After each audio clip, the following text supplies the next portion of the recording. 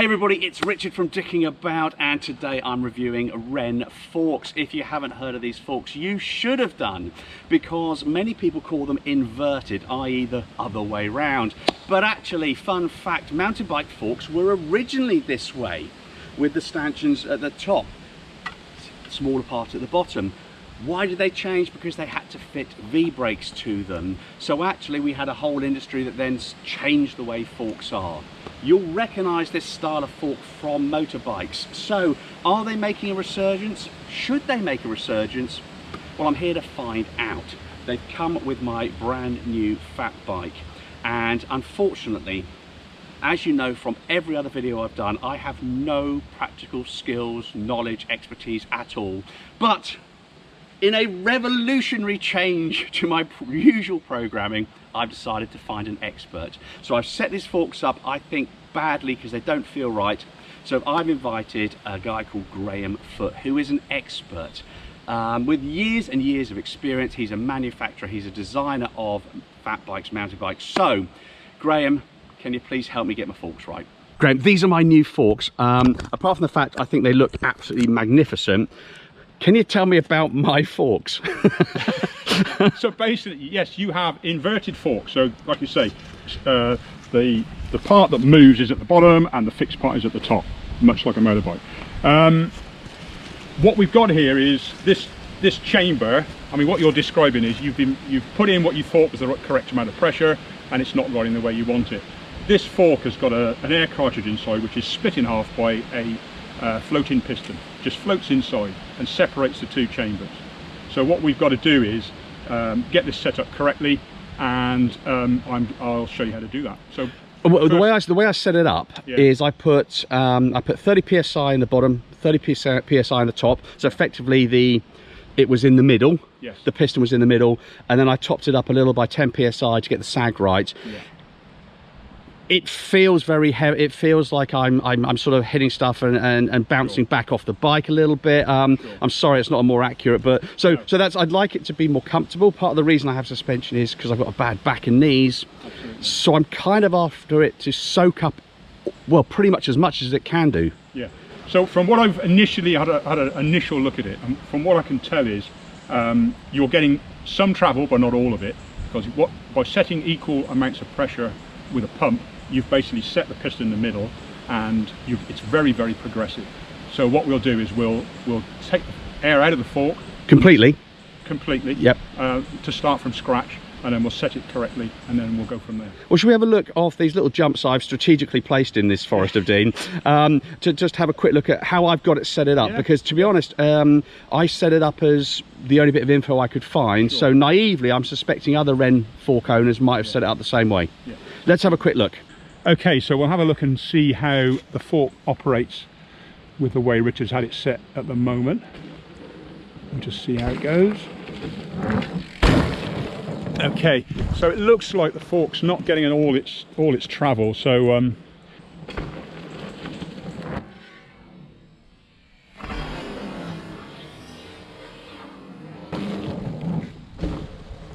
we'll have a look at the settings, have a look at the air pressures, and we'll go from there. Okay, Graham, so that was how I set it up, and it feels a little harsh, mate. So what have I done wrong? So yeah, as I thought, I think you've basically got too much air in the lower chamber. So what the best thing to do is to we'll start from scratch. We'll basically take it as you've just received the forks, and we'll set them up from the get-go. And that's going to take all the air out. Take all the air out and start again. Fantastic. I'll show you as I do it. Let's do that. Okay. Okay. So we'll start off with we'll just pop the caps off the air valves, and first thing is, using a pump, you should always do, should never let the air out of any fork just by sticking something in the valve. Always use a pump to control the amount of air coming out, otherwise there's all kinds of things can go wrong. So you just pop your pump on. Most pumps have got a release button to let the air out, so just let the air out of there.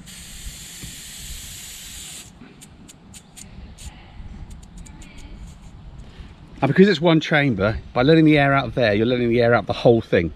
There's still air in the bottom. Oh, there's still air in the bottom, is there? You had I believe you put air in the bottom at the start. Yeah, I put air everywhere, mate. So there should be air in here, which is probably pushed the piston up now in the bottom. Yeah, you've got 30 psi in the bottom. Oh, okay. So we'll take that out. So it isn't a single, so there are two air chambers, as it were. You've got a valve for the lower chamber. Yep. And a valve for the upper. Yep. The upper air chamber is the spring, so that's the actual spring is the upper chamber. Yep. All the lower chamber does is give you some preload, or it gives you some, like putting a token in a fork. Okay. Basically, cool. Just takes up some volume. It's a volume spacer. So we'll take this air out, like I say, and the correct way to do it, as I'll show you in a minute, is to start at the top and forget the bottom for a moment. Okay. Right, let's get this last bit out. That's it. So there's no air in the fork now. So what we'll do is so basically starting from scratch. Okay. I'm guessing, or I think you told me you were around about 13 stone-ish. Yep. Similar to me. So we'll put some air in the top.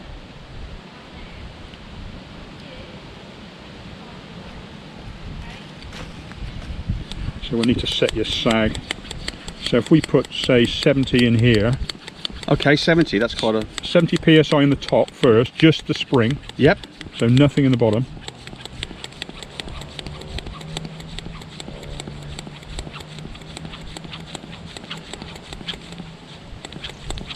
Okay. So that's 70 in the top chamber and nothing in the bottom chamber. Right, okay. And then what we need to do then is, I would suggest, well, we check the sag, and you adjust your sag. Like most forks, you've got a ring on the lower leg. Push that to the top. Make sure your damper, your lockout is open. So yep, fully open. Yep, fully open. And then we'll check the sag of the bike and see where we go from there. And then probably the best thing to do is then ride it and just get a feel of. Okay, so let's do that. We'll check the sag, and then I'll go off those same couple of jumps, and we'll have a look, and you can just sort of have a look and let me know how it looks going off there. Yeah, and then you can let me how it feels as well. Fantastic, let's do that now. Okay. Okay, so I'm going to set the sag as Graham said, and as you know, setting the sag is literally, we're going to make sure these are all the way up, and I'm just going to stand on the bike. You get yourself propped next to some things, put your weight on the pedals and the don't bars. Bounce. That's it. Back off. There we go. Now this is... You should have around 25%, so we're not far off. That doesn't look far off, actually. Yeah. So, and there's nothing in the bottom chamber. This is all top. That's it. So you've got no sort of volume spacer, as it were, in that fork now. So the fork action should be linear. So it should go through all of its travel at the same rate.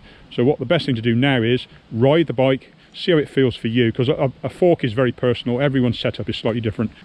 So we'll see now how the fork operates, which is going to do another run. Right, that looks okay. We'll see how it feels for Richard. It should feel a lot better than he had it. That felt far more comfortable, mate. It was a far more comfortable is the right word, ride. I felt as if I was using far more travel. So yeah, you're getting more travel. It's not a big drop, yeah, but it's the one there. It's about a foot and a bit. So yeah, actually, do you know what? That felt much nicer. Yeah. Okay. So what's next? I'm tempted not to touch it, but I can show you what we can do. Is we can add a little bit of air in the bottom chamber, not a lot, and just see how that feels for you. Like you say, you're not really jumping off anything massive, but so if I was going to go somewhere, and I think part of the one of the wonderful characteristics of this, which is pretty unique, I think, from having a brief chat with you, is the fact that you can be trailside and completely adjust it. Absolutely. So if you are a racer, if you're much better than me and you're a racer, and you go and you do a practice run of a race and you think, oh, there are much bigger jumps than I thought they were going to be, you could actually literally on the fly, yeah, boost. All you need is your air pump. So you can actually, but equally, if you go and you're riding somewhere and you think, actually, I just want to soak up this lots of tree roots.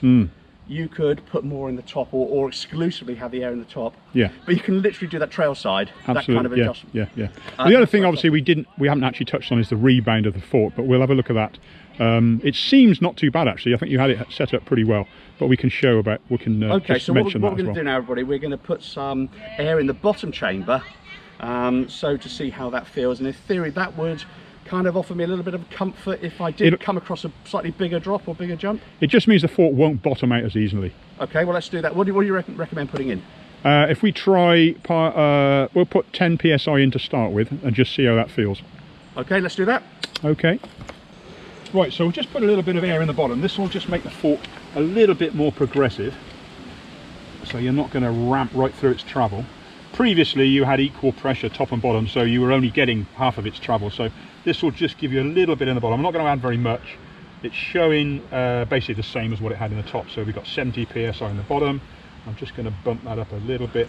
So basically what you've got is, whatever you put in here, you've only filled one chamber, but it's pushing this piston down, so the pressure in the bottom will increase as you put pressure in the top. So the pump shows the same pressure as you've got in the top, even though you haven't put any air in the bottom. Okay. Because you've compressed what is in there. So what you do is you add, I'm going to add 10 psi in the bottom, which will in turn increase the pressure in the top, so you have to be a little bit careful. So the fork could feel a little bit more stiffer. So I've only put 10 psi in. Because it may be the case that you need to drop a little bit of pressure out of the top, so this piston sort of gets into the right position. So we'll try this now, just see what you think. Okay. And then we'll go with it. We may have to drop, let's say, a little bit out of the top. Well, let's do that again. Fantastic. All right. So we'll see how Richard's fork operates now. See how he feels. It's a little bit different to riding something like a succession of routes, because these are quite regimented drops, if you know what I mean. You get over successive routes and things, you can get a bit more repetitive action going. So we may just run to find some routes shortly.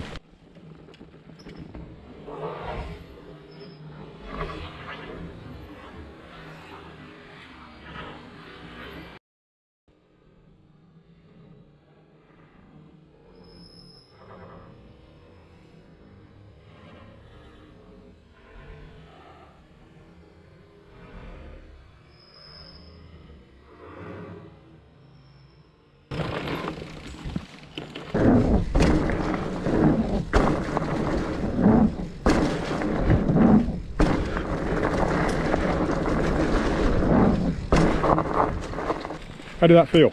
Yeah, that was good. Yeah? Yeah, do you know what? And I don't think I've lost a huge amount of travel. No, it doesn't look like you've lost much travel at all. But I'll tell you what it is, and I think this is what I'm beginning to love about the flexibility of adjusting these.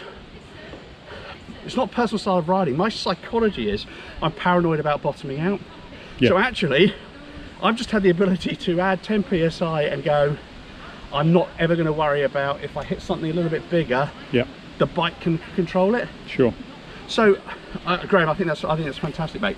So, as a summary to this, and this is meant to be rather uniquely actually good information. If you got these forks, which I'm now a huge fan of, when you buy these forks and they turn up on the bike, what do you think you should actually do? Let me turn the camera around. So you tell me, what would you do if you bought these forks brand new? What would the first thing you need to make sure, or first thing you do is you let all of the air out of the forks. Okay. If there may be air in the fork, I don't know how they come, I can't remember now, but if there's any air in there, let it all out. Yep. And like I say, go through the procedure like we've done. Nothing in the bottom to start with. Put air in the top chamber, that's your air spring. Yep. And then set your sag, and then ride the bike, see how it feels, and go from there. And like I say, you can add that little bit of pressure in the bottom just to give you that progressive feel. But say, to start with, they're dead simple. It's just an air spring in the top. Forget about the bottom one to start with. Go from there and see how you get on.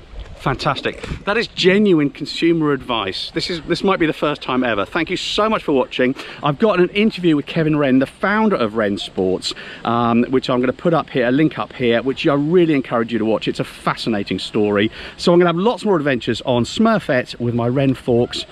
Please subscribe and like this video. That would really help the channel. Thanks so much.